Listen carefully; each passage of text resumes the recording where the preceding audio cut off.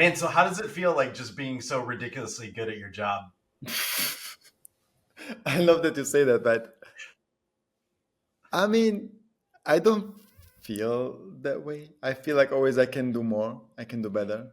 You know Mhm. how it is in our job. But it feels good. Yeah. I Yeah. don't know if I'm that good as you say, but yeah. Yeah.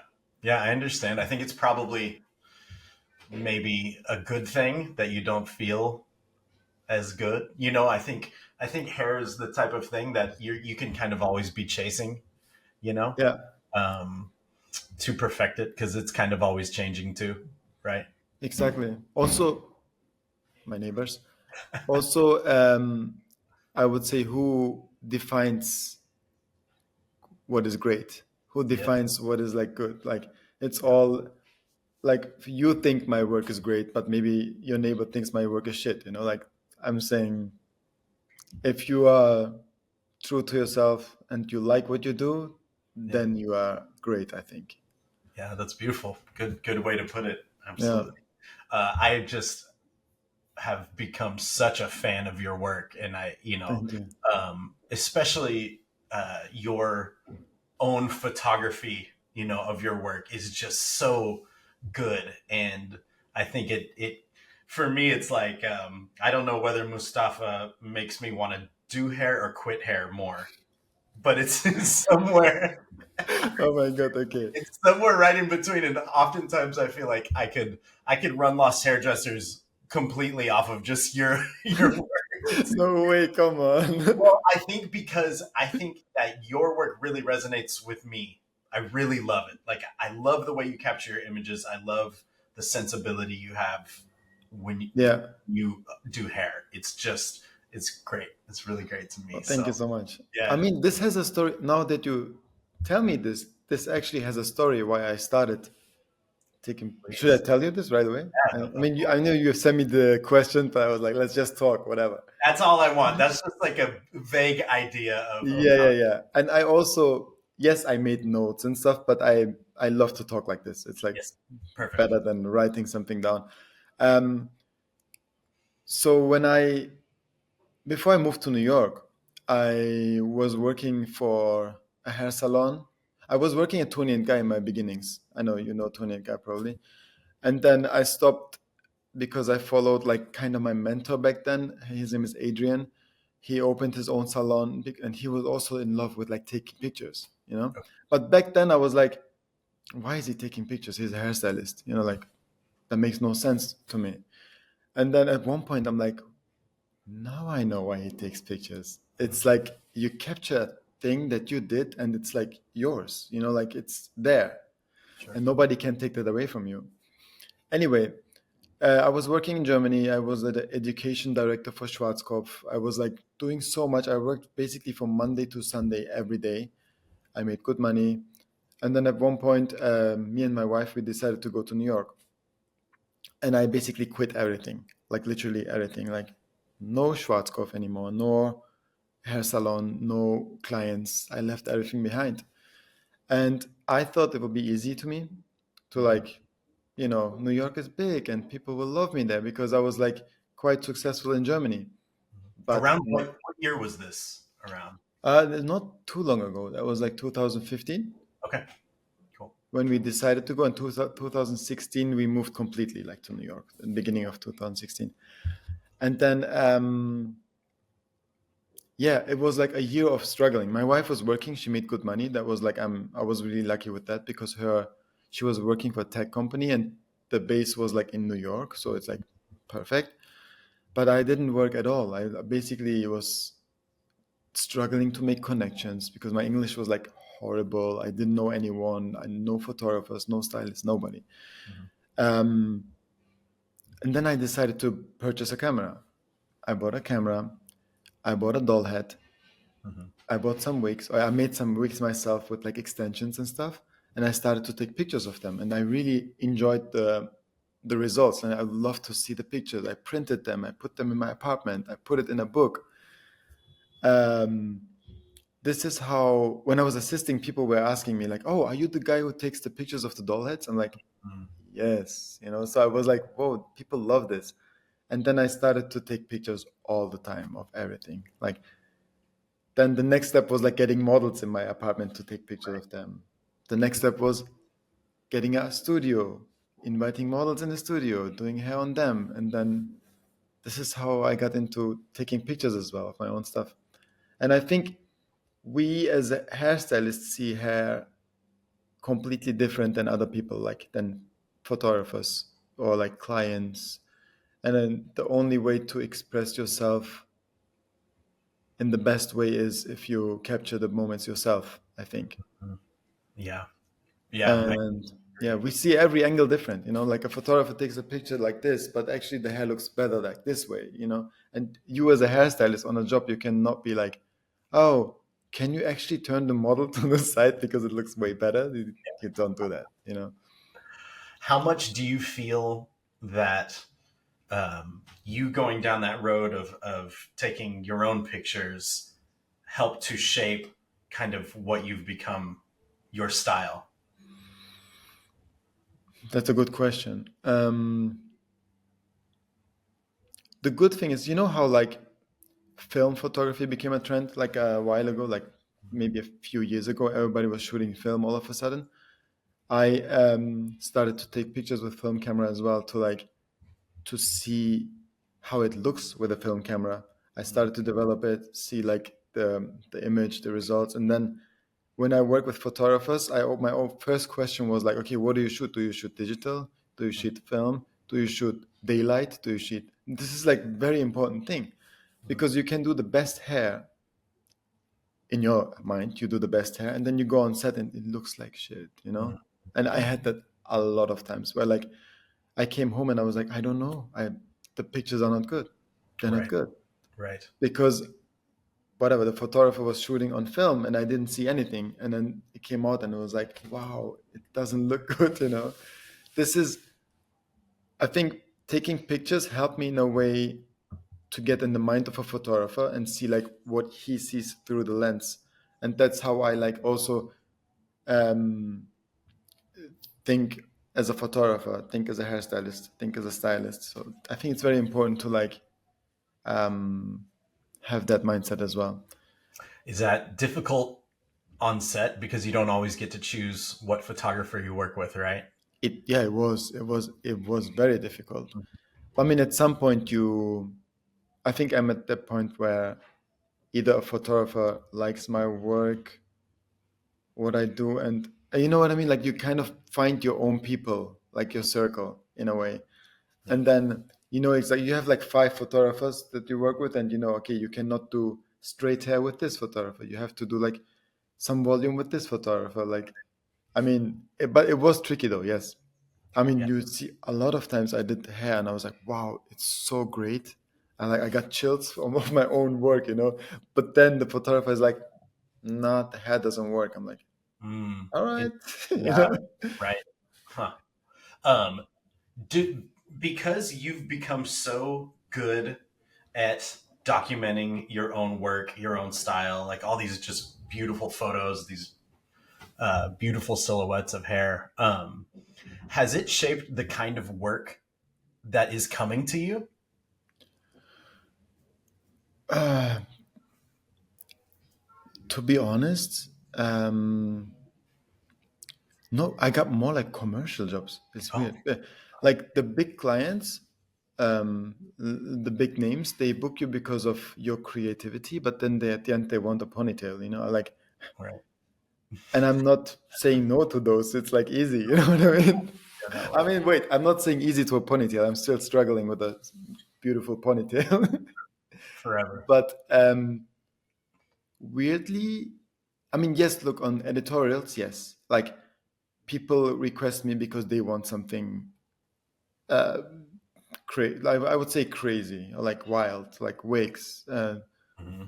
something creative. But on commercial jobs, it's most of the time super simple hair. I think they just want someone who loves his job. Does it Yeah, make sense? I don't know. it totally makes sense. That's You know, great. when you go to a restaurant, you don't. ask the chef like, "What's your favorite dish? Give me that." Like you still want just a pizza, or like, Right. or but you love that, you know. Yeah. Yeah. How interesting. So I hate to drag you through this because I'm sure you've talked about it 1,000 times, but I would love to know. I know you're born in Germany, Mm, and I know you're Turkish descent, right? mm. So tell me about like you coming up in Germany. What's your history? Um, yeah, it's easy to tell actually. So basically, the first in my family was my grandparents coming to Germany after the war. Like Germany needed like workers to like build Germany again, you know. So they came, and then my mom came to Germany. My father came to Germany, and then basically my sister was born, and I was born in '87. Okay. And I grew up in a Turkish community. Like basically, it felt like Turkey to me. You know, I was like, there's no difference. I spoke Turkish on the street, Turkish at home.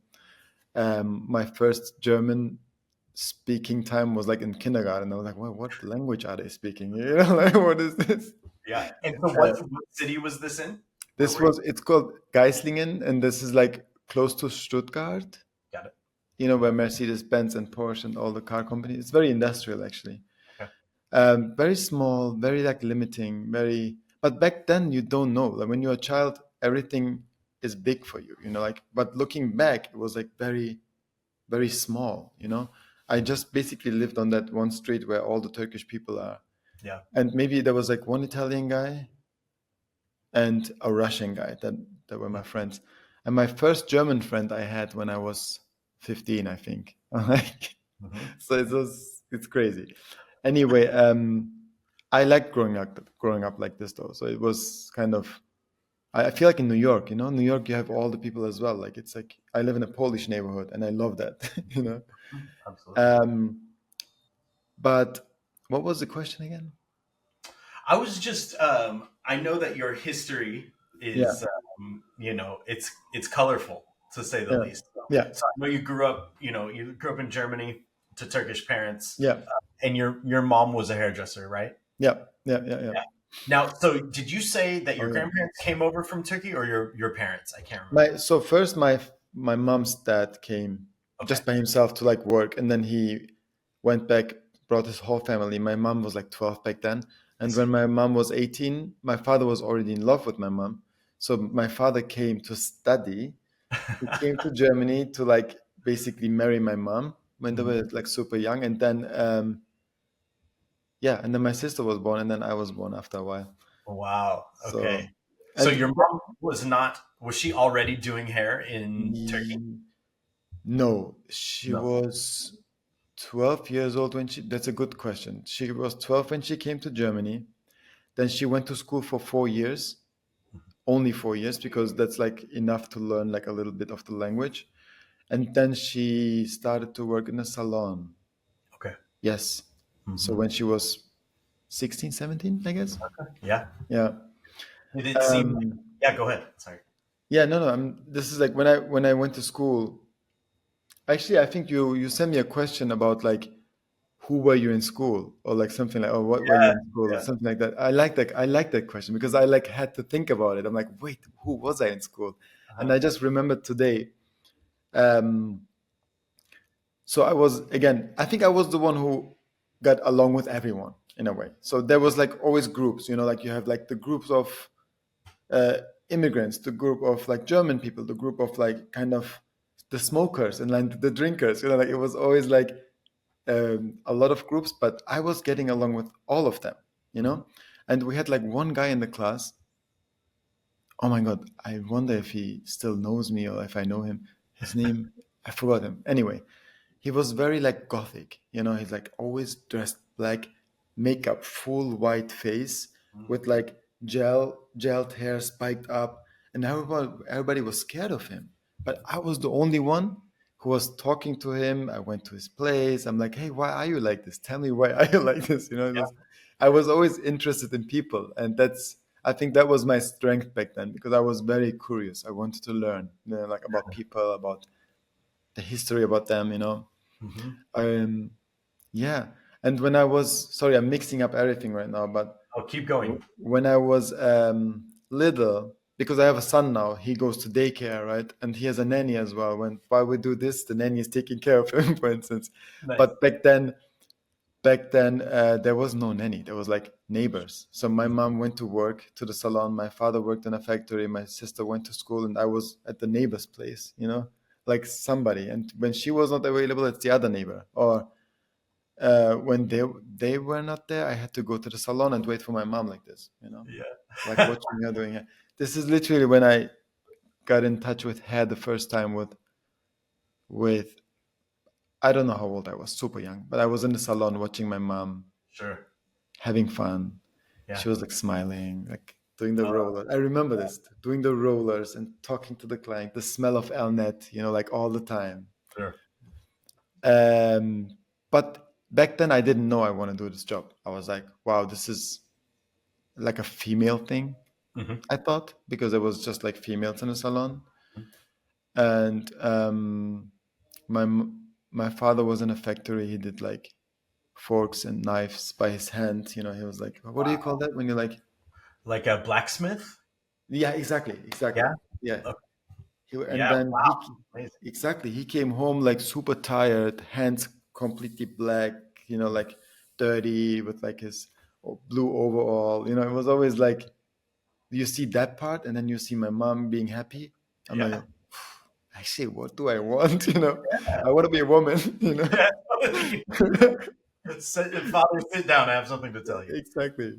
Um, did you find yourself drawn to certain types of people or maybe a certain type of culture in school? Mm, I went through phases, I guess, but there was a time where I was like very proud Turkish, and that was actually the worst decision that I made in my life. So, oh my God, I cannot say that. Maybe here, maybe you can cut that out. But I made a decision that made my life harder. That's good. Okay. I Yeah, was tell me. 16. I was 16, and then the German government they sent me a letter with 16. Imagine you're like a child, right? Like, do you want to be German citizen? Okay. And I was Turkish citizen, right? And I was like, no, fuck that. I'm like Turkish. I'm proud. No, no, forget about that. So I said no. I regret it so much. Yeah. It's so hard traveling with a Turkish passport. I'm still like proud Turkish, I have to say, but traveling with a Turkish passport, no, nightmare. Wait, so you never got a No. German passport Mm, because of that decision? mm. Wow. I Interesting. think I can nowadays. I could apply for it again, but I have to live there now. But I don't live there anymore, so Right. Right. And I'm assuming no plans to move back. I don't think so. No. My, don't tell my parents, but I Yeah. don't think so. I I don't don't think think they're watching this podcast. so. My mom will probably. Yeah, That she will. would be awesome. Uh, did you find that your mom was doing hair out of passion or necessity? Which one can turn into the other, of course. But Yes, I think, man, I just talked with her about this, but I think it was passion from the beginning wow. because she has six siblings. Hmm. Five of them are like girls, and I think she was the one doing the hair all the time. I don't have a story like this because I just had a sister. I mean, yes, I have a story with my sister. She was 16 years old, and that was my first touch with hair. And she told me like to iron her hair on the iron board. Hmm. Not like, this was in the 90s. It was not like straightening iron. It was like, okay, iron it. I'm like, Right. no, me. Terrifying. um, It's terrifying. but my mom, I think, did it out of passion. So what she loved is Mhm. the the talking with the client, the connection with the client, the yeah, I think that's what it is. She retired last year, and I was like, "Mom, do you like miss your salon?" And she said, "I just miss my clients." I'm like, "Wow, that's so good." Yeah. Wow. So she meant she did hair for a long time. She did hair for man, very long, yeah. Aside from her just doing hair, um, how did she influence you? Maybe technically or aesthetically, did she feel like she had a big hand in your Mm, eye? yes, I mean, how did she influence me? I had this one moment in my life as well. I mean, I always thought I'm the best back in the days. When I started doing hair, I'm like, oh, mom, I'm better than you in a way, you know? But then when I was this education director for Schwarzkopf, they asked me to do like updos as well. And I was like, sure, I can do it. But actually, I was not good at it. I'm like, mom, how can I do like a basic updo? She's like, okay, come to my house. So she teach me things. And then she was like, can you braid? I'm like, no. She's like, you need to learn how to braid. I'm like, I don't need to learn how to braid. I'm like, because it was not needed in the salon back in the days. But then she teach me, and I'm not even I swear, I know this till today. We had a doll head, and I was practicing braiding like cornrows till my fingers were bleeding. I think I have still like marks here. My fingers were bleeding because I was like trying too hard, Yeah, But it worked out. I learned it in the night, basically. My mom teach me how to braid. Um, yeah, I think this was like my mom was a big influence, definitely, that's in amazing. terms of how happy she was when she did her job, and um, yeah, and all the classic things she teach me, like the rollers, to like how to set the rollers in the hair, because that I never learned as well. You in the salon, you just cut hair and color hair. Yep. I mean, I don't know when you started. When did you start doing hair? I started doing hair in 2000. Well, went to school in 2000, Yeah. and then started in 2001 with Tony and Guy. Actually, Ah, no way. yeah, yeah. Yeah. That's my history is Tony and Guy, but it was Tony and Guy in the U.S. Yeah, Uh, but it's the same school, isn't it? Like, did you have to learn like, was it the classic cuts? Like, you have to do like the tests before you go to oh the yeah, salon? yeah, Yeah. very Okay. regimented. Yeah, Exactly. yeah, Did it you was do the great. French twist? So the French twist, I don't think was required in they wanted I think this was the thing when it came to the American side, I think money became a little bit more of a So priority, America. right? And so they're like want you to get through your cuts and your test outs and all that stuff so Yeah. you can get on the floor and start making money.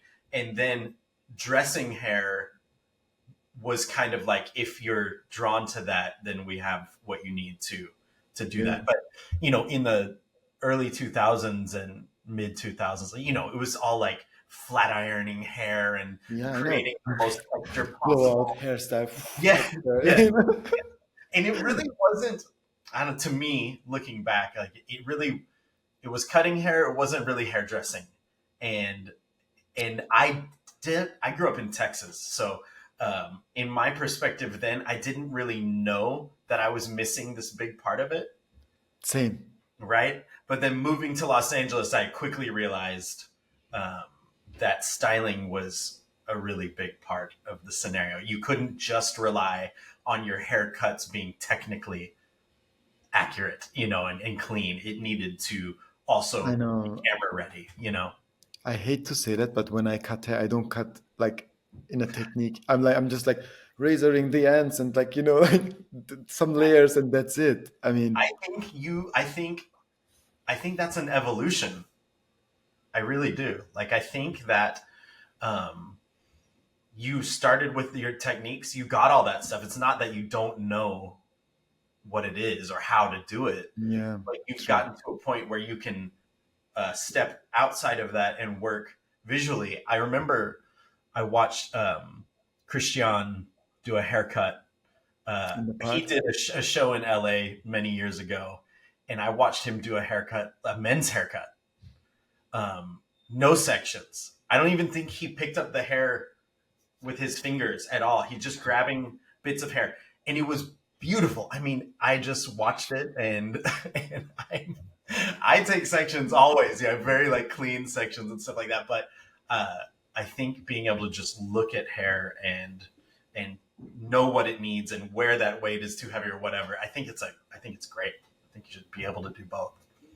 I think so too. And Yeah. that's why um, I always say like the way I learned my way of doing hair is learning the rules and breaking the rules, because when you learn the rules, it's like you basically follow one path. And like Tony and Guy is the best example, actually. I mean, I'm so grateful that I learned with them, definitely. But basically every hairstylist does the same thing, right? So you do the, what was the haircuts called, like whatever graduation, and it's the same haircut. You can cut the same, I can cut the same. Mhm. But then how do you make it different? In Right. You have to make something different, like you break the rule, you just mix a haircut with this, and then it's becomes like your style. And that's how I learned doing my style of Yeah. hair, I think. Yeah. Was there was there a point where you were like, "Oh, that's my style." Like oh, I see it now. Like it's Mm. becoming something, I can feel it. This is me on the head. Oh, that's good. That's a really good question. I mean, there was one story that I did with what was it, Luomo Vogue, I guess. It was one of my first big editorials, and it was boys. And my friend Carlos, the stylist, he sent me like references, and it was like the references were my Instagram pictures of my doll heads that I did, like punk Mhm. things, Mhm. And I mean, I didn't grow up in the punk era, but I think I my my style is, I would say, like punk, glam, nostalgia, like still emotional. Yeah, like romantic. It's like all these things together. But Yeah. then we did this story basically with the boys. They're like in the graveyard walking around, and super punk Mhm. hair. Like one had like spikes, one had like spikes to the side. And I was like, wow, I love this. I mean, I love the punk. I love the glam punk, I would say. Yeah. But again, I still don't know like what I really love. I just love sculpturing, like Yeah. doing Sure. things with the hair. It's so funny how much punk music Yeah. uh, culture has been a common thread in this podcast. You Crazy, know, right? yeah, it's really. I mean, from you to Eugene, um, everybody. I just interviewed a hairdresser here named Amber Duarte. She's amazing, but she grew up in Southern California. In the punk scene, and it's just um, it's interesting how. I don't know. I think because obviously it was so hair focused, it's so rebellion focused, Yeah. youth focused. It's just this place where I think people who are leaning into the hair world can feel really comfortable, and maybe really seen or be able to express themselves experimentally because it gives you permission, Yes. right? No, definitely. And also, I think like names like Eugene and Guido and all these people in that era, I would say they were born there, like they grew Yeah, up with the totally. punks. You Yes. know, I mean, I wish I would be there as well at that time, but um, yeah, I think it's fabulous with like all these, how they do their hair themselves. I actually, this is also a thing in Germany. I think Germany was always a bit late. So in the 90s again, I saw a group of punks there. Like, but I think they were like, is there something like racist punks? No, Oh, yeah. right? Yeah. There is, right? Mhm. Well, I like remember. heads, Nazi punks and all that stuff. Exactly. And I talked to them, and I'm like, my friend was like, don't talk to them. Like, I'm like, no, I want to know how they do their hair. And Yeah. I swear there was one guy with like huge like spikes, was it? And Mhm. white, like pink and Liberty. red and everything spiked. I'm like, how do you do your hair? And she said there was like this hairspray. It was a black hairspray from Taft Schwarzkopf. Do you know this? Okay. No. Tell me. It was like the strongest hairspray ever, and I bought it obviously. And my haircut was the same. It was like, I was almost shaved, but I had like the front part was like bleached and blonde, so it was very Yeah. like Wow. punk as well in a way. I don't think I have pictures of that time, Isn't but that isn't that called an is that called an oi? Like, isn't that there's a name for that haircut, is right? it? Yeah, I Yeah. don't know. Like Is it anyway. not Chelsea? There was also this Chelsea haircut, but it was not like that. It was different. Yeah. Okay. You have to dig up a picture for us, I have to find it. please. I want to see that. Oh my god. Why can't I remember what an oi is? I feel like I'm definitely wrong. Anyway. Okay, so you went up to them and they didn't try to kill you or anything. No, they were actually so happy that I asked. It was Yeah, so cool. that's really This cool. is also like when I did a story with Richard Burbridge and Peter Phillips Hmm. when I joined my agency, and then they wanted me to do Robert Smith like hair, like The Cure. And I didn't know The Cure. I have to be honest. I was like, "Oh, what is The Cure?" So I listened to the music. I loved it so much, and then I was like, "Who's Robert Smith?" I looked at documentaries, and there was one video where you see how he does his hair with like hairspray. So he just like Oh, teases it, and wow. it's, Yeah. you know. But Hmm. back then there was not like a dry texturizing spray and Right. thick and that. It was either hairspray Hmm. or that's it. And maybe gel. Like I don't know. hairspray and sweat. Yes, and do you know how they did the hair as well? Soap. Oh, yeah. Bar soap? Hmm. You basically take the soap in your hand. You can basically do it in your hair like this and Yeah, spray it and sorry, dry it with a hair dryer and it stays. that's great. Yeah. Oh, Yeah. yeah. Yeah, I always And heard about the real punks would use like egg whites in their hair oh too. my That God, was yeah, a big one, and it gets really hard. crazy. Yeah, it's crazy. So Robert Smith. So how did that go? Yeah, that went super well. And I asked Peter Phillips, he told me this soap thing. Mm, He's like, you know how they did the hair back in the days? I'm like, no, how? Tell me. Like they used soap, water, and like they teased it. And so I did exactly the same thing, and it looked exactly like Robert Smith hair. I was so happy wow. about it. And I loved it. Maybe that was the moment where I was like, wow, I love this hair. It's like so bad, but so good, Yeah, at the yeah. same time. I'm gonna have to look that. I was looking at these pictures. I couldn't find it. It was like maybe I will find it for you, and then Yes, please, or I will find it. And yeah, maybe that's really cool. So I'm curious about Turkish culture yeah. and what it means to you. What it means to me, Turkish Mm. culture. For me, Yeah, Turkish culture is like football, football, football. No, um, simple. Turkish culture. So I mean, I don't know anything else in Turkish culture. When I was born in Germany, I grew up in a Turkish community, and we Mhm. have like so many like neighbors. They lived like in a different way. One of them was like super religious, so I saw like how they were praying every day. My father was like um my family is religious too, but my father drinks like his wine every night. My mom prays every like 5 times a day, but still going to the salon, doing her nails every day. So I grew up very mixed, I would say. So I know everything about every aspect of being Turkish. But that's a question, though. What do you want to know exactly? Like how?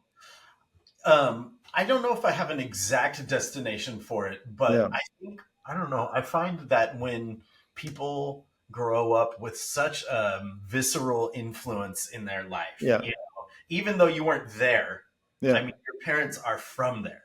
yeah, That presents. It can present all kinds of things. It can present a cultural weight, a religious weight. It can present the most beautiful aspects of yeah, hospitality. It can also present a lot of visual stimulation. yeah. Just the things that are around. Like I remember, so my family is my mom's side is like Puerto Rican by way of Hawaii, which is Oh, I strange. thought you're Italian for some reason. Yeah, no, I am on my dad's Oh, yeah, side. right? Yeah. So, but on my mom's side, they came straight from Hawaii to Texas. So I grew up just seeing all of this, just a lot of Asian art, a lot of jade. Like in my grandma's house was just full because it was kind of a Hawaiian thing at that by that point. It wasn't just Asian. But I think growing up seeing different patterns and textiles and stuff, and obviously Turkey is no shortage of beautiful patterns and textiles. I Yeah. just wonder how that influenced you. I mean, look, I was just in talking about Turkey and like the hospitality they have. Like you go there, I mean, even you and me, if we both would go to Turkey right now, you would love it so much because I was in the south recently, in like 4 years ago, we did a story with Turkish kids on the street. It's it's the most dangerous city in Turkey. It's called and the city is called Adana, but the street is like basically the police is not allowed to go in. It's like that dangerous there.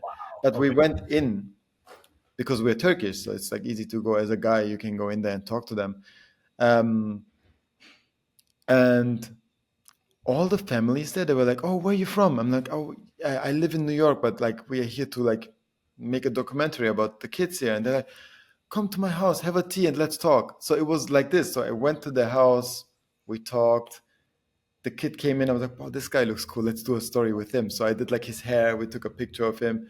It's like it's very like they're very open-minded, the Turkish people, because comparing to Germany, Germany like you cannot see your neighbor's house. No, Right. forget about it. Okay. Like if you go to your neighbor's house, they can like I think it's like Texas, you know, they can kill you there. You know, like, Probably. but Turkish people are very like open minded, and they're like they love to know about you. They're never judging you. I think this is a thing in our religion as well. So I grew up Muslim, right? And my mom always teach me like the good things about the religion, not like, oh, you have to pray 5 times a day or you have to do this. She didn't say that, but she was like, okay, never judge anybody. Like, don't steal from people. Like, don't take your shoes off when you go to our apartment, you know, or like, don't eat fast. Like, all these things that I still have in my head. Like, my mom told me this and it still works. You know, people love that. Yeah. Like, or if somebody speaks, let them speak, or listen more and speak less. You know, like all these things Hmm. is like basically from my culture and I love it, you know. Yeah. But Yeah. yeah, That's amazing. Um, Tell me a little bit more about that that documentary or what you guys were doing. um, That's really cool. yes, that was okay. My friend Olgach, I need to show. Maybe you can. I write it to you later. So my friend Olgach, he's a documentary photographer. I mean, wait, maybe it's wrong to say documentary photographer.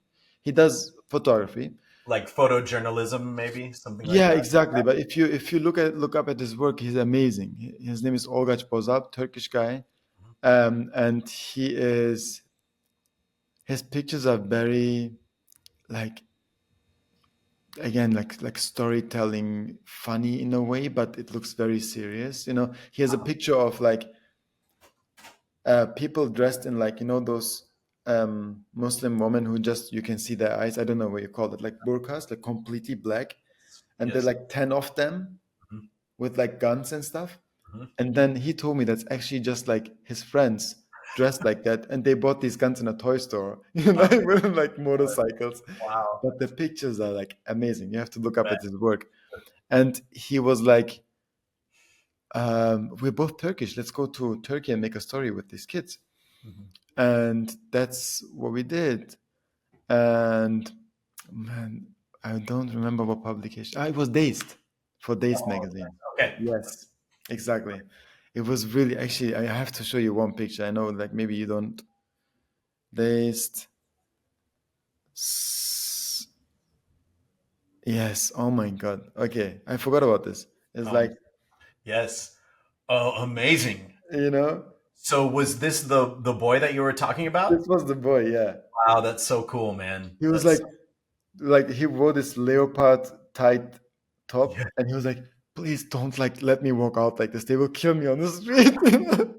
So you don't understand. But it was really cool. There was like, I mean, you have to see the full story on like I think it's on models.com or something. But I will. Yeah, I will you for know, sure. like Amazing. this It's so kid, good. and then this guy, like Awesome. um, yeah, we were kind of like really, we went really far that at one point we almost got kicked out because they were like, "Are you making like fun of us?" You know, in a way. Right. And we're like, "Oh no, not really." And then we got like he got a lot of threat mails saying like, "Delete those pictures and emails, the video." There's a nice video. I need to Yeah. forward it to you. Yeah, Please. Please. but it was not making fun. It was just like, Of course. you know, we wanted to show like how cool Yeah. Turkey is in a way. Yeah, Yeah, absolutely. I mean, I think the thing that's missing in all of this culture of we have all of this rhetoric about cultural appropriation and stuff like that. yeah, To an extent, it's understandable. But what you miss out on is kind of the celebration of culture. you know, Yes, exactly. the celebration of hairstyles from other places, and it should be a celebration of humanity, 100%, right? 100%. And I love um, the effort that you went to document that type of thing. I think this is the other half of what our industry needs, is the anthropologic side of things, going 100%. Yes. going there, and it's so cool. And it just really, I think that type of thing makes you proud, really proud of doing hair. Yes, definitely. No, definitely. And I also still want to learn more. I want to learn about like different cultures. I want to go to Japan. Never been in Japan. I want to go to Japan and learn like, I don't know, how to do like a geisha's hair, or like I want Yes. to go to Africa. Like I mean, my wife was just in Zambia, I guess, and she told me like it was so beautiful to see like all these hairstyles and everything. But it's all new for us, you know? Yeah, And I think we totally. should all like learn about different cultures in general. Yeah, I'm working on some documentary ideas Yeah. for lost hairdressers, to try to do that type of thing, to try to, Yeah. you know I love that idea. It's really good. What By the way, I really love like Lost Hairdressers. It's crazy. Like when did you start this? Now I'm gonna ask you some questions. Yeah, man, I think lost hairdressers officially started in maybe 2009, before Instagram. Oh wow. Yeah, because it was kind of just a we my brother, who was a hairdresser, and I had this idea for a company. We came up with this name, Lost Hairdressers, and then he quickly stopped. He was not into doing it. So I had this website and this idea for a business, but I didn't have any money. So this guy I know, he's like a tech mentor for me, Steve. He was like, "Listen, you don't have investment money." He's like, "But you got good ideas." I really like to write. He's like, "You like to write, so why don't you just make it a blog for now? And when you get money, you can, do your thing and make it Yeah. what you thought it was going to be." In that time, I moved to LA. I was had no friends. I was in a new career. I was extremely intimidated by this thing here, whatever it Mhm. is. And so I was emotional. I was like writing and blogging a lot, So Instagram comes out. My friend is like, "You should start an Instagram for lost hairdressers." And I was like, "All right." So I just started Oh posting wow. like photos of hair that I liked, because I, being from the Tony and Guy world, always really disliked hair photography. Oh my god, yeah. And I was like, hair needs to be a part of the picture, but maybe not the whole story or whatever. Let me just post the things I like. And that's it. That's how it got a Wow. following. And yeah, now it's this, whatever it is. Whatever it is, I love that. Yeah, No, yeah. I showed it yesterday. My wife is not in the fashion world, but she was like, "What are you doing tomorrow?" I'm like, "Oh, I have an interview with Lost Hairdressers." She's like, "Lost Hairdressers?" I'm like, "Yeah, look at it." And then she looked at the interviews and she was like, "Well, that's so cool." Like she liked it a lot. Man, it has really afforded me to just meet so many cool people. And obviously, like as a hairdresser myself, um, it was great to have that behind me, because I would go out to New York and do shows and stuff like that. And you'd be like, "Oh my gosh, you're Lost Hairdressers," and blah, blah, blah. You That's, lost hairdressers. yeah, yeah, you're the guy.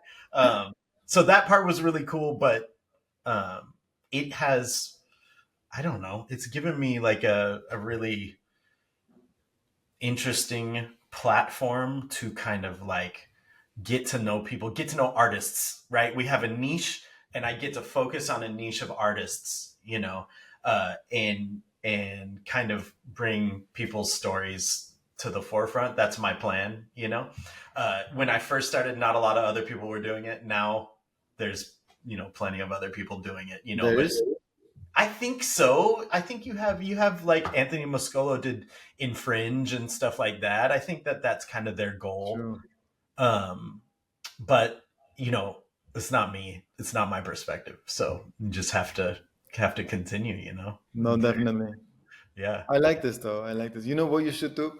You should do like that was always like a dream of mine though, like talking with a lot of hairstylists. Like imagine you have like a, when like these anonymous alcoholics talk together and about their problems because they're like alcoholics. Imagine we do this in a positive way, and like we talk about hair in a Yeah. good way with like a Oh, group of people. I mean, I oh, don't know if there's something like a podcast you could do like with a couple of hairstylists. That would be fun, you know? yeah, I really feel like actually one of my good friends is in New York. His name's David Cruz. He's an editorial hairdresser out there, and we were talking about that. Just like what would happen if he and I both interviewed someone. Yeah, But even more to your point, it would be really interesting to just have like a round table yeah, of editorial hairdressers talking to each other, yeah. That would be funny. People and would maybe watch it like yeah, live, maybe have live. a chairman. Yeah, wow, that'd be really cool. That's a good idea.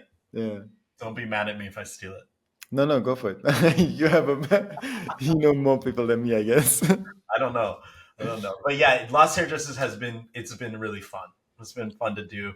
And there's No, been I mean, times of productivity and times of less, definitely. But I but think it always it goes somewhere. You don't know where this is ending or like going, right? So just keep going. keep going. Like, Yeah. I have grandiose plans for it, that I'm working on. Definitely something of I've talked about it a little bit before, but I want to do a destination documentary. Like so say we followed you back to Germany. We got your story. mm, At the same time, we are following you through like a fashion week journey, mm, or maybe you're prepping for an editorial shoot, so some kind of like that's cool. very beautiful episodic, you know, That sounds documentary. amazing. You should do that. I'm trying. Just just got to get the money. Yeah. Um, Um, but let's talk more about you. Tell me yeah. about your wife. What does she do? She is a life coach.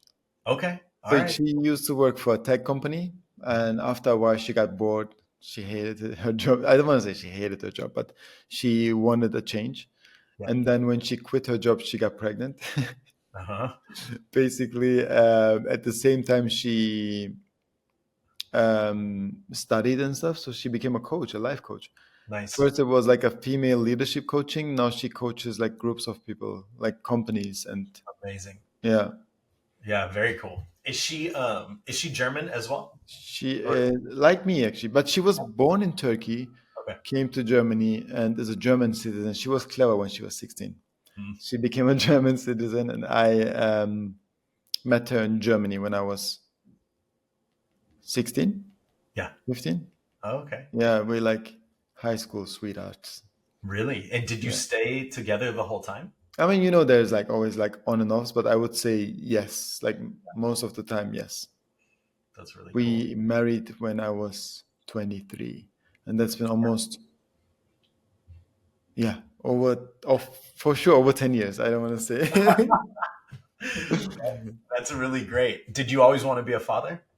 Yes. I mean, I was ready when I was 23, but Really? my wife was like, I want to turn 30 and then let's see and think about it. Yeah. And then it was 30, 35, 36, and we got a child. So Nice. best thing that happened to us. I would He's imagine great. so. Yeah. And what is his name? Do you mind sharing? Ilyas. Ilyas. Okay. Ilyas. Yeah, he's So, cute. man, He's like, he makes like my life. I want to show you like this picture. oh man. You know? Yeah, he's a happy kid, huh? He's super happy. He's Uh, really, everybody says like he's a happy kid, but yeah, of course he yeah, goes through phases as well. of course, of course. Yeah. I can't imagine how being a dad adds to the depth of your life. It's I just got. mean, yes, I just had this talk with, Benjamin Miller. Yes. I I mean, had, I don't know him, but I know him. yeah, I just met him for coffee like before you today, Mhm. and we talked about how it changed my life. In the beginning, when my wife was pregnant, she didn't know, but I was like, fuck, I'm worried about my career. Like, I don't know if I can, because I was like going up and up and up, and then now you got pregnant. But then all of a sudden I get like more jobs, like even though I thought it would be less. Right. But I think that's the thing. Like the less you think about your job, like the less you think about, oh, like, oh, I'm worried, I don't make money, I need to make more money, then the more you make, you know? If you don't stress about your job, you think you get more successful in a way. I don't know. That's what I think. I think you might be right. I mean, I feel like there's evidence that it's almost built into the algorithm of life Yeah, that if you don't worry about it. It's like when you're worrying about it, you're going against something. When you just exactly. relax and let it happen, obviously it's easy for us to say when we're I was okay, just gonna say right? it's you so know, easy to say. I know, I know, I know. but But I think Instagram and like social media, like for me, Instagram was great. For you, Instagram was great. But I think Instagram in general or social media in general is really not really helping us to grow definitely not. because again, me and you, we like kind of we started early and we know how to work with it. But the next generation or like the one after us is like struggling with it because they compare themselves with other people, even though if they say no they don't, but you automatically compare yourself with like, oh, why did he get this job and I didn't, or like I could have done this, or let me do something similar, let me copy this guy, like it's really hard and it doesn't make it easier for us, No, I for mean they them, say for us. what is the saying? Joy is the thief of what is it? Yes. Joy is the thief of sorry, no, comparison is the thief of joy, Yeah, right? And what are you gonna do? You can't help but compare your work to others or what appears as success. Maybe when you're having a slow time or whatever, it can be really exactly. unhealthy. Yeah. Do you I, feel like you would let your child be exposed to social media? Would you try to stop that? we saw all these documentaries on Netflix recently, like, have you watched the show? Oh my god, I forgot the name. Abdolence? Adolescence. Adolescence, that's what it is. Yeah. Yeah, I haven't watched it yet, but I've heard a lot about it. And then there was another thing. I think it was like a bad influence, some whatever Netflix documentary, like a real documentary about Right. kids who try to be famous on Instagram and then they fail and then they're like really not happy and kill themselves all of a sudden. Like it's hard. And my son is like not even 2 years old, but what will happen in 10 years? I don't know. Maybe they will be like, maybe they will be exposed to social media all the time with like Right. glasses, Yeah. or I don't know. Like I Yeah. really don't want him to be Accelerate. unhappy though. Yeah. Yeah. No, I can imagine if we had kids, I would want the least exposure to any screen possible, but also you don't want your kid to feel like you're, holding them Yeah, back, you're that they limiting explode. exactly. Like my friend has an iPhone. Why do I not have an iPhone? Or Yeah, like, and you are in New York. Everybody, even the homeless people have iPhones here. Like seriously. Like you kind of have to give him at one point sure. an iPhone or like whatever phone. A smartphone. But the thing is, I think I want him to teach the way my parents grew up as well. I want to let him write something to my mom, maybe like send her a letter. I did that. I was sending letters to my cousins or like my uh, auntie or whatever, right? And I want them to learn that, or like even like taking pictures. Like there's a difference between the iPhone and the camera. My son knows how to, like, when I do this, he knows I take a picture. But all the other parents, they're like this, Yeah. you Yeah. know, Totally. it's the Yes. iPhone. But My wife is a nanny and she, uh, she's a nanny? yeah, Oh, that's so cool. Good to know. But nannies for a 3 and 5-year-old and their parents are good friends of ours. But it's amazing that when the phone is pointed at them, they can turn it on. crazy, They right? just they know how to pose. Obviously, they have to be in the mood to do it, but they Mm. they can turn it on when they want. It's pretty wild. I mean, wild, right? But also maybe good Yeah, to grow up like that. I don't know. We will see. We will see. there's a lot of unknown right now. I know. Well, so I was gonna get back. I read that you were German hairdresser of the year for how many years? 3 years? 3 times? Um, it was. it was like there's different categories. I think one times it was German hairdresser of the year, then it was two times like not session hairdresser of the year, but it was woman hairdresser of the year, like two times afterwards. Got it. But yeah, I won like three times in a row, and I was like, that's why I thought I will kill it in New York. Yeah, yeah, yeah, yeah. I was like, wow, I'm really good. I go to New York, and I was like, nope, it doesn't. They don't know what that is. Well, did that because yeah, like you're saying, that's a big build up, and then moving, and then it's like silent, right? Yeah, You yeah. know, were you ever doubting your skill set at that point, or was it just Um, like, nobody cares what I in the beginning, it gave me a lot of confidence. do? I think if I would have stayed in Germany, I would be so confident, because it was like a thing that people. I mean, you're like, oh, I was German hairdresser of the year, and they're like, wow, really? Like it was cool. Yeah, totally. But here, I mean, if you tell in New York somebody that you're a German hairdresser of the year, they're like, so what? It was kind of like that. So I really felt like I was born again. Yeah. Like I can start again from scratch. And I feel like I don't do anything that's like related to my past. Like I don't do hair that way that I used to do in Germany. Hmm. I'm completely different now. Can you articulate any example of that? Mm, Like you prior to New York, German hairdresser of the year, mhm. and then this version that we know now. So I think we talked about this. So basically in Germany I was like following rules, and like I had to do things a certain way to achieve things, right? When I was like working as an educational director, I had to like do the step by steps Yeah, and present this hairstyle exactly as it is. sure. But what I learned here in New York is I present those things the way I think is right.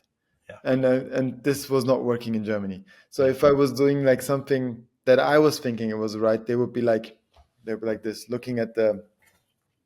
But I see something different here. Like, did you do the same? Right, right, yeah, So again, yeah, I learned in New York. I learned like breaking the rules. yeah, Breaking the rules is the way um, for success, sure. I would say.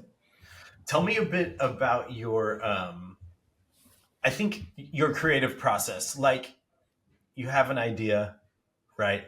How generally where do you kind of like get those ideas? Are they just through do you do a lot of digging yourself or is it just you know Um, yeah, my my hair teacher back in the days told me that recently. He was like, I remember when I was an apprentice. This was like 2005 as well, like 4 or 5, something like that.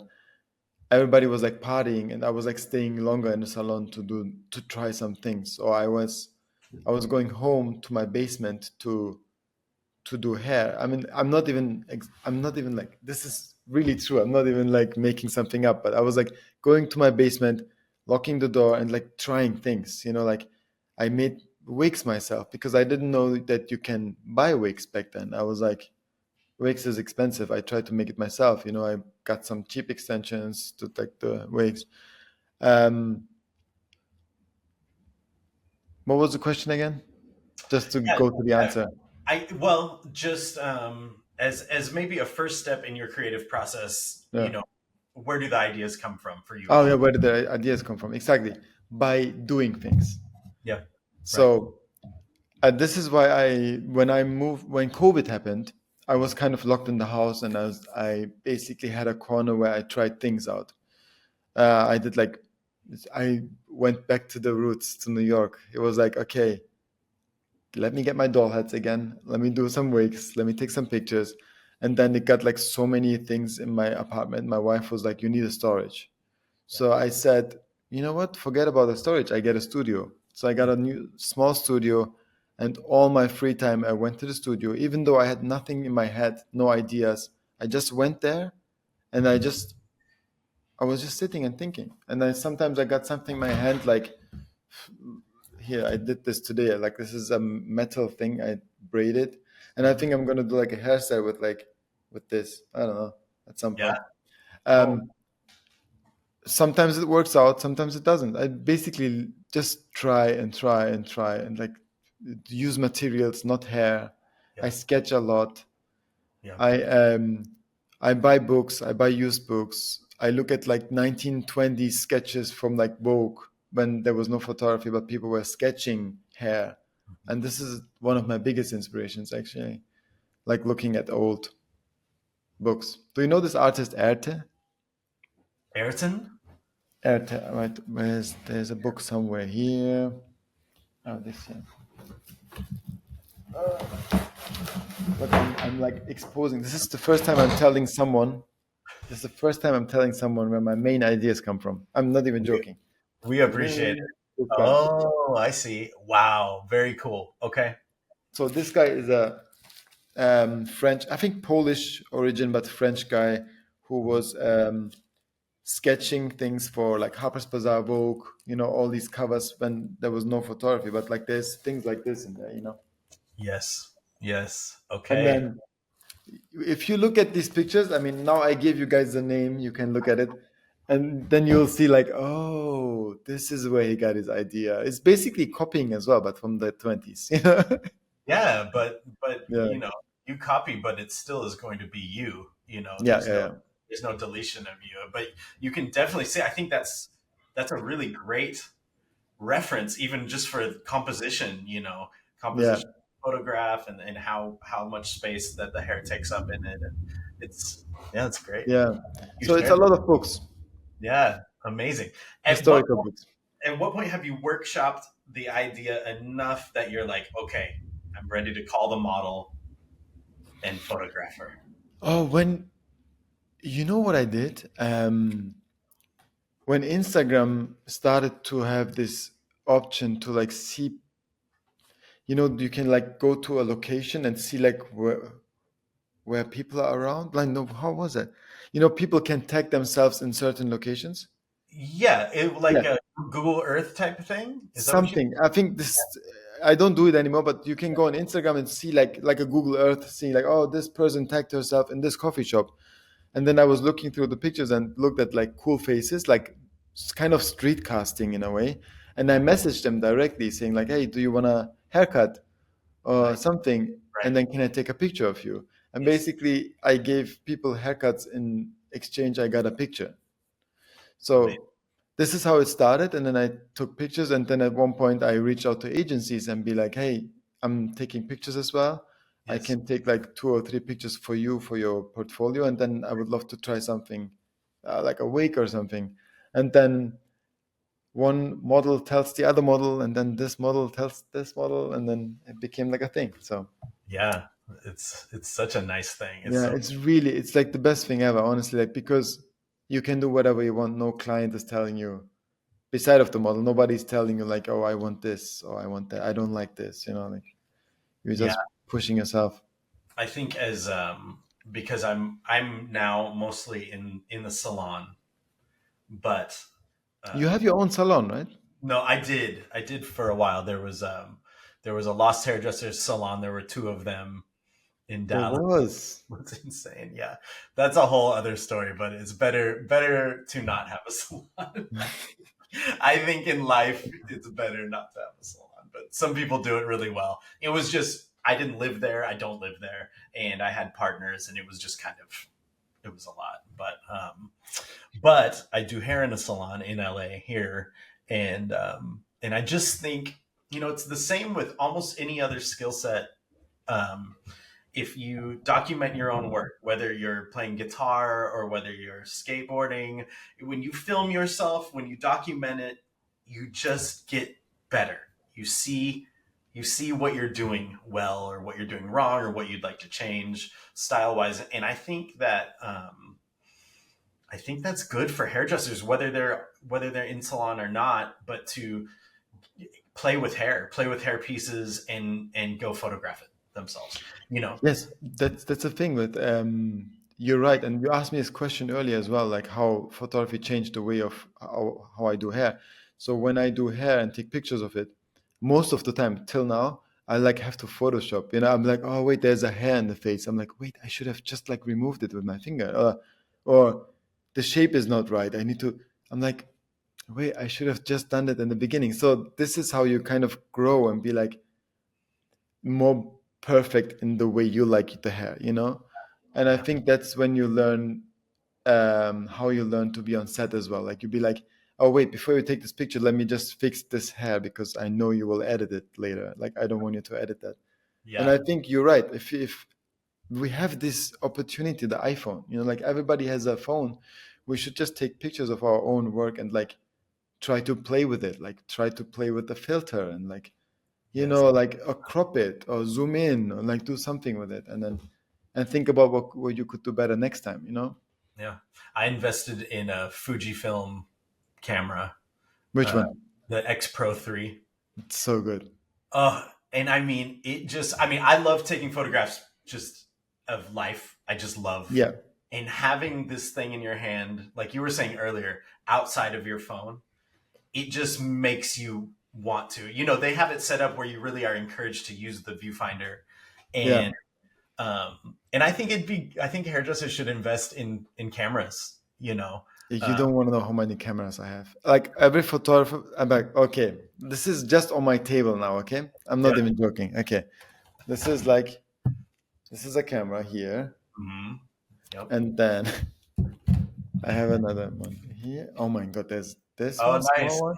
Like I have those small ones Power. that I love to use. Nice. Then I have this is my Fuji that I always this is my go-to Fuji. Yes. So that's the. Oh yeah. Yep. Those are Ex- great. So so good. Mhm. And then I have like a video camera too.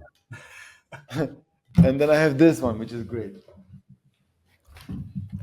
This is the Oh yeah. the Andy Warhol one. Amazing.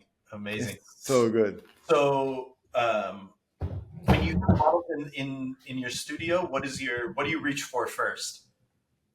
As far as In terms of cameras, yeah, sorry, um, no. First, I go the safe way and do the digital, like the Fuji. the Fuji. Okay, Yeah, yeah, because I know that the pictures look great, and sure, I know that it's basically what you see that you get in the camera. That's it.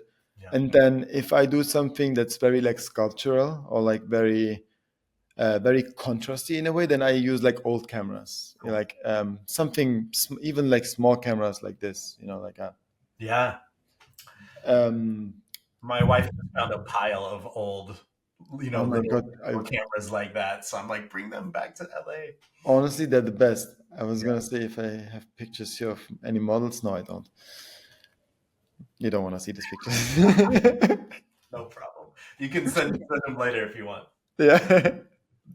And okay, great, really nice. So, considering that you're married, considering that you're a father, Yeah. right?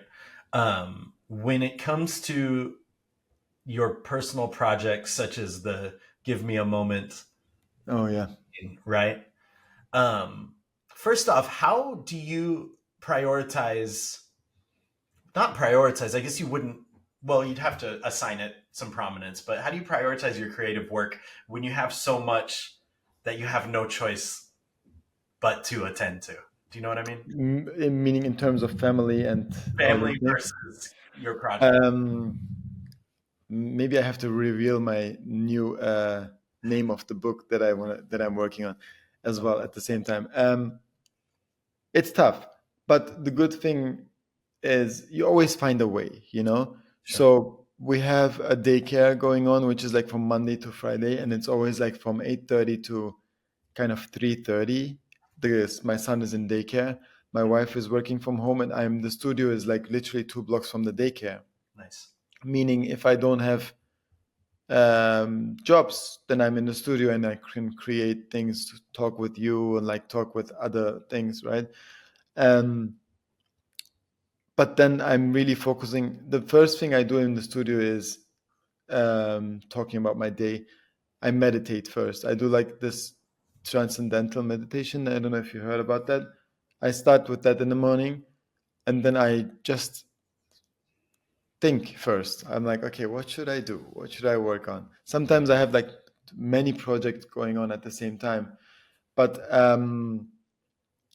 what I do is I prep things before I execute it on a model. I like prep a lot of things, and then if I see like a week coming up, like an empty week, no work, then I try to reach out to agencies and be like, hey, do you have some girls for me? Like I want to test some stuff on them, and then I have things ready to like put on their head or like do with their head. And Yeah.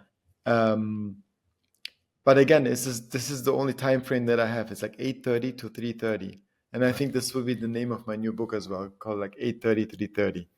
I love it. That's You really, know, this yeah. is again like otherwise you will have, for me, my free, how like people when they don't work they go home and chill or like to PlayStation or like scrolling on Instagram all them. My free time is being in the studio and doing something. I'm like I cannot. I think what do you call it? I have this ADHD or whatever you call it. I'm like I have to do something constantly. It's like weird. Yeah, it's working for you. I think the older I get, the more I resent idle time. Yeah. And I don't know if it's because you're just getting closer to death or what.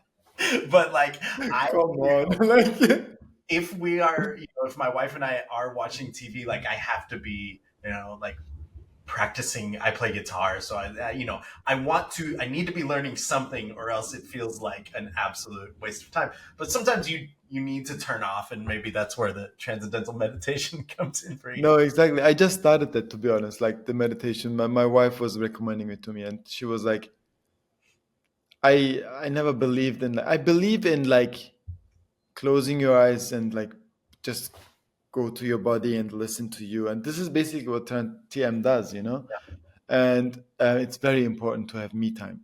It's so Hmm. important.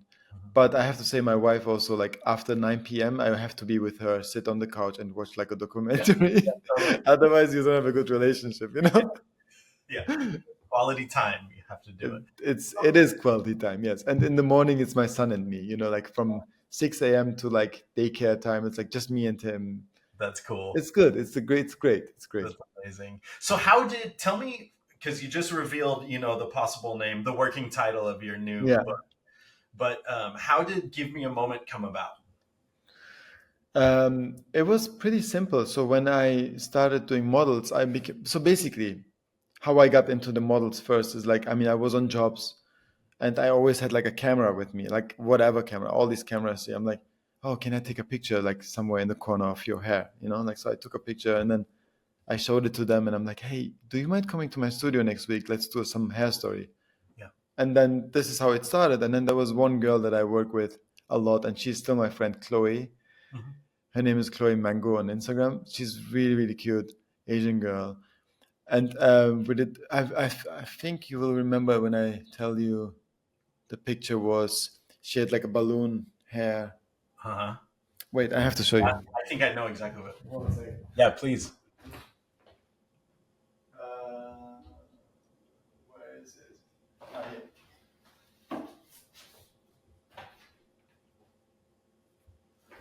Sorry. I have all these Polaroids that I never kind of published, but there's one. Uh, here. Oh my God, yeah. Oh, rad. Yes. I Yeah. think this was the image. Yeah. Amazing. Yep. Yeah. Perfect. And this was also the day when she was like, I was just taking pictures for fun. And then she said, you should do a book one day. I'm like, you're right. I That should was do a book Chloe's one day. idea. Yeah. Yes. And then it was like 2 years after. I basically worked like, I was working a lot. So I did like on the weekends, I did some hair pictures. And then a friend of mine helped me with like collecting the pictures, sorting some stuff out. This is how the book came along. And I had so much fun with like sharing those images. And like it was not even like about, I think I just shared on Instagram 5 pictures or 6 pictures and the rest is still in the book. It was so great to show people the book and not an Instagram page. She like, oh, this is my new work. Yeah. um yeah, it was good. And I really want to do another one. Like I don't know yet. Maybe it's all these pictures here on the wall, like something with these, or but yeah, we'll see. Cool. So yeah, maybe not the exact same format. maybe. No, I want to do a proper book this time. Like Yeah. the last time was like more like a zine-ish, which I still love because it's very like personal and small, and it was like my handwriting and stuff. Yeah. But I think next time it will be with like a proper publication and like Cool. with a book. But I'm taking my time. There's no rush, and Yeah. I wish that like a lot of people would do that. You know, you should do one. Absolutely. Yeah. You should do Yeah. one. I want to do one that is kind of a compilation of my favorite people. It might even be a compilation of the people who I've interviewed. You Yeah, know, and maybe excerpts from the interviews that I really, yeah. loved. I think that would be really My cool. friend, do you know Michael Gordon? Yeah. Yeah. Yeah, he was like one of the first persons that I met in New York actually. Like I messaged him on Instagram when I moved to New York, and he just wrote me his number and he's like, call me and meet me. So I met him in his office. Yeah. He helped me a lot. He was like my mentor in New York, and He's very. You don't necessarily expect him to be so approachable because he's kind of got right, a guru sensibility to him. exactly. And from him, I learned meditation and stuff. I Okay. mean, he was like, "Oh, we have to meditate now." I'm like, "Oh, really?" I'm like, "Is that something religious?" I don't. I'm, I can't. So, why did I mention his name? Oh, he did this book, Hair Heroes. I think he just interviewed like 5 people or something. But I love the idea of like sharing Yes. things from those people, and I think you can do this in like a bigger, Yeah. you know. Yeah. Yeah. That is. It's one of the plans. We'll see. We'll see. Hopefully sooner than later. You're one of those like a lot of plants, right? Yeah. Too many ideas and not enough time. Oh my god, I love But that. I think part of this format, like it allows me to make like a real connection with people, Yep. so that if in the future I'm like, hey, Mustafa, is there anything you'd want to contribute to this book that we're making? Then Mm. it's going to be much easier than if I'm just some corporation, asking for your talent. You know Got what I it. mean? Yeah. So hopefully this is building up to those things. Having Yes, a podcast, definitely. making relationships and stuff. Yeah. That's cool. I love this. You should definitely do that. Also, you know what we should do? I know maybe you have more questions, but when you were in New York or like I come to your area, we should do you should do with other people like podcast on a table and just you Oh, and this person. absolutely. You Absolutely. know, That will come. The problem is that most of the people I want to interview are in Europe or in New yes, York. And so yes, yes. but yes, if you are ever in Los Angeles, please tell me. We'll get together. It doesn't even have to be like this format. We Yeah, might go have a drink and go, visit a wig shop. yeah, It could be something much, much more yeah. fun than, you know what I mean? No, we So should do that. please let me know. We'll Yes. hang out for sure.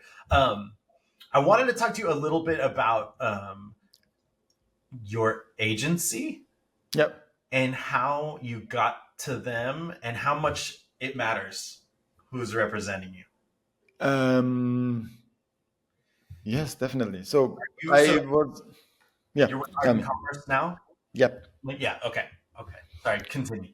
I'm with Art and Commerce. So basically, when I was when I met Michael Gordon, Mhm. let's go back to that. So when I met Michael Gordon was like, aim for the big ones, aim for the big ones. And I was like, Michael, I'm like, come on, I just like, I don't know if I can do that. He's like, you're talented. They will love you. They will love you. I'm like, sure, whatever. So basically, I went with him to like, um, I'm not gonna say the other agencies, but I went to with him to other agencies, and they were actually ready to sign me as well. Like Wow. they were like, "Oh, we want to sign you. We want to sign you." I was like, "Wow, they really like me." I was like, I was shocked, kind of. Is this And still 2016 ish? 2017, Okay. end of 2017, I think. Yes, I don't remember. Maybe it was 2018. But then my dream was like art and commerce. I have to say, like right away. I'm like, fuck. I wish art and commerce take me right away. But I think how I met my agent Tim is he reached out to me on Instagram. We were kind of following each other, and then he texted me. He's like, "Let's have a coffee." So I met him and then he showed interest in the work that I did personally in my home, like with the doll heads and everything. And then he basically told me that he was interested to meet me because of this work, like because of my personal work. And this made me so happy because like all the other people that I met was like, yes, they were interested, but they were like, oh, what clients do you have? What do you like? Like, Right. Right. and I didn't know. Like, and I told Tim, my agent, right away, I'm like, I don't really have clients. Then he was like, okay with it because he saw the talent in me. And then, yeah, so basically this, obviously he didn't sign me right away. So it was like basically following my work, coming on set together. I met some other people from the agency, and then they signed me. And I really, when I met the, when I met like his boss, basically, she asked me just personal questions. It was not about work. It was about, what's your hobbies? Do you have siblings? And I really loved it. I'm like, okay, these guys care really about me. It's not about the work that I do. It's like more about my person. Hmm. And I was like, wait, I want to be with you guys. Let's be together forever. Let's sign a contract. Um, yeah, basically, dream came true with that for sure. And they're really, really nice. It's like a family. I That's mean, really also at the same time, I'm like, now I feel like I could have gotten a different agent and I'm not getting along with this person and I would have changed the agency. But I think it's all about the relationship between you and your agent or the person who represents you. It sure. could be your wife, it could be like someone who's helping you. But if you get along with this person, it's guaranteed success, I would say. What made art and commerce so illustrious for you? What made that the top tier for you? Um, when I heard that there was like some names that I saw, again, I'm like, it's not good to say names, but I saw some names and I was like, wait, is this person still working? And they're like, no, but we never kind of let people go. Like Right. if they want to go, yes, but we don't let them go. Right. And I was like, wow, this is so cool. It's like literally like a family. Yeah. So that made me feel like home because my heritage, my like the Turkish people are like this too. Like they even if you don't like your mom and dad, you still take care of them, till they're alive. Like it's not like sending them to some, Yeah. you know what I mean. Yeah. But yeah, it made me feel like home. Oh, that's great. That's really Yeah, great. Yeah. Um, and so obviously they understand you, they understand who you are, and therefore they can align you with work that is going yeah, to exactly. be That's the fulfilled. thing. Yeah. I mean, I think it's very important to give your artists clients with you think they will get along with. Yeah. Because of course I could also be like, oh, Tim, give me just every job that makes money, Sure. and he could do that easy. But I think it's more about like being selective at some point and making those jobs who make you happy as well. Yeah. Yeah, Either absolutely. it's money or it's like creativity. Like, Yeah. Hopefully at some point you can find yeah, balance of both, right? Uh, exactly. yeah. Very nice. Have you, there's probably more than one, but are there any photographers out there that, because you're a photographer yourself, but when you're putting a shoot together, what's your dream team? um, So you could even, photographers, makeup artists, yeah, yeah. who do you vibe with? There's In terms of photographers, there's like a couple of people that I could name right away, but they're like all different. You know what I mean? So basically, if I would say one name, nobody would be offended. But I really like to work with. There's Caroline Jacobs. She's my friend. Dutch photographer, amazing. I mean, I say Dutch. She's from the Netherlands, but lives in Paris. She's amazing, super creative, and super fun to work with. Nice. Obviously, it's like Rafael Pavarotti. He's like a super creative mind as well, and super fun to work with. Uh-huh. And then there's also, when you look at their work, like Anthony Seklawi and Sam Rock are like super cool photographers as well. They're like kind of, they shoot like in kind of raw, but very rich and very like, very emotional as well, their pictures. And I really like to work with them. And again, it's like they're all like a little bit different. It's not like they have the same taste. But also, I have like people that I never work with, Hmm. and they're like Paolo Roversi. I'm like, I never work with him, but some people of my agency work with him a lot, and I'm like, I'm not even jealous because I don't want to work with him. It's like, you know, when you say like never meet your hero, Yeah. like I Right. don't want to meet him. I'm like, It's inevitable, but exactly. yeah, But those people I really like to work with. And nice. then, I mean, in general, every photographer who's like interested in my work as well, you know, like my friend Olgaç that I told you about, the Turkish photographer. He's very interested in things that I do, and he's not even a fashion photographer. That's why I really like to like, oh, let's do something together, and I think it Yeah, worked out really well.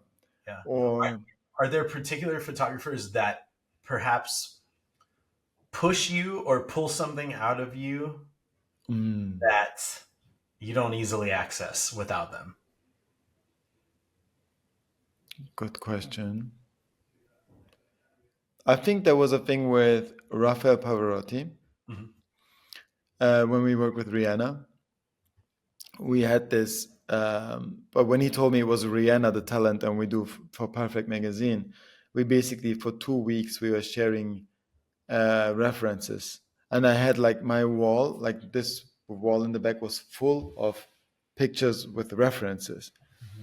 and based on that, I was like working day and night doing like wigs, sending it to him. He was like, "Ah, cool, but can you try this and can you try that?" So basically, he pushed me so much that at the end, I went to the shoot with like 20 wigs. I think I Uh-huh. have a picture of that. I might send you this. Maybe you can. It's like on the table there, like 20 wigs, Hmm. and then Rihanna came in, and she was like, "Wow, like what's going on here?" You know. So this is when I was like, I was kind of happy that he pushed me, but at the same time, when I was working on these wigs, I'm like, fuck, fuck. It's hard. Yeah, this I love when people push me, you know, like Yeah, to the edge. that's great. Um, So was he pushing you to a point where you just felt like you had to cover many bases? no, Or it was just like, yeah, at some point I was like, wait, I don't know where he is going. Like, I don't know what he was thinking. But at the same time, then I understood, okay, wait, there's multiple things going on. So he because photographers cannot really explain things like we would explain things, you know. So basically they can give you 10 pictures and you're like, ah, that's what he wants. And you show him one image and they're like, ah, okay, got it. That's why you have to try and try to find the image that he has in his head or they have in his head. Yeah. man, that's a cool process. I know, it's amazing. I It's really think cool. that process is something that I would like to figure out how to document. Yes. You know, it's obviously can step on so many feet because a lot of this stuff can be private or whatever, but it's True. such a like a great thing to be able to have somebody sink their teeth into from the outside. You know, other creatives seeing how an idea comes to life. You know, Right.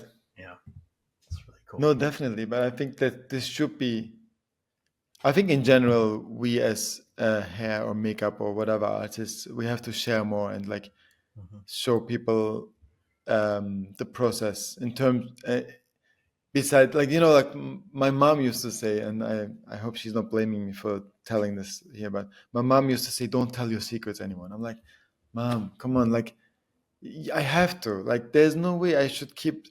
Why should I keep the secret that I use this tape and not that tape? You know, like it's fine. This is my favorite tape. You have a different favorite tape. You know, but if somebody really likes your work and wants to do something similar to it, then why not show him? You know, I don't care. Absolutely, yeah. And I think the more you share, the more you get. I 100% agree. Yeah, Is it's also part of that algorithm. You know, it is. You know, even if people are trying to copy you completely, even if people are trying to do a carbon copy of exactly what you do, it will never be you. You know, yeah. No, it will never be you. And sharing is just going to elevate everyone else's craft. It's just going to make everything better. You know, I feel like the hairdressers I've met in the past who are desperately trying to hold on to their secrets and their tricks and all that Yeah. stuff. Tank, I feel like they just kind of go down with their Mm. secrets, you know. But the people who are like very open, it's just Yeah, it think about Sassoon. Vidal yeah, Sassoon, like he shared his like whole back in the days it was like new, like those technical haircuts and stuff. He shared it, right? And yep. people grew, the industry grew, and he was still a big hairstylist, you know? Yeah, no, because nobody's gonna do it like you in the end. No. You know, Yeah. there are plenty of people who copied the Beatles, but nobody does it as good as the And Beatles. also I don't know who that is, you know, like you know what I mean? Who copied them? It's Yeah, impossible. I mean, yeah, it's so crazy. true. Uh, well, man, I want to save some for another meetup and another interview Yeah. sometime soon.